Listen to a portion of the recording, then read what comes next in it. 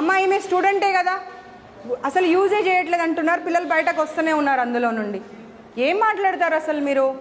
అమ్మ ఏం చెప్తావమ్మా, పిల్లలు బయటకు వస్తున్నారు నీ ఎదురుగాని.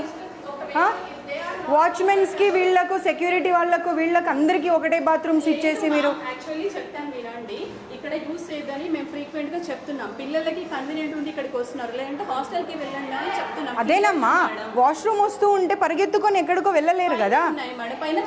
ఒక్కసారి మీరు ఈ బ్రాంచ్కి మార్చే ముందు అవన్నీ మెజర్స్ తీసుకున్న తర్వాత మీరు మార్చాలి.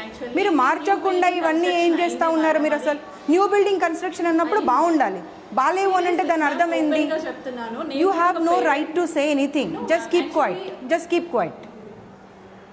నీ కళ్ళ ముందట పిల్లలు వస్తూ, అరే నువ్వు ఒక లేడీవమ్మా, నీకు వాష్రూమ్ వస్తుంటే ఎక్కడికో పరిగెత్తుకొని వెళ్తావా, లేకపోతే కన్వీనియంట్గా ఉన్న ప్లేస్కి వెళ్తావా?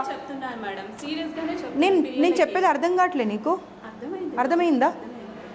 మన పక్కన ఉన్నది దగ్గర ఉన్న దానికి వెళ్తారు, ఎక్కడో నువ్వు రూమ్కి వెళ్ళు హాస్టల్కి వెళ్ళు అంటే వెళ్ళరు.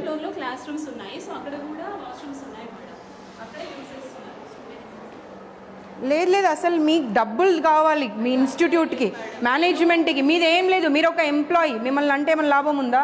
మీరు జస్ట్ అన్ ఎంప్లాయీ, మీ శాలరీ మీరు తీసుకుంటారు, మీ జాబ్ మీరు చేస్తారు, అంతే. Okay, keep quiet.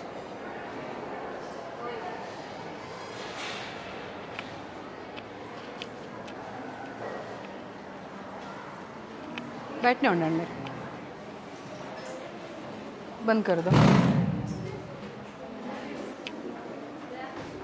వీళ్ళు ఫ్యాకల్టీనా మీ इंचार्जेसा?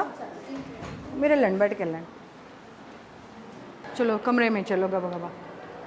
क्लीनिंग शायद कर रहे बोल के बोल रहे बच्चे.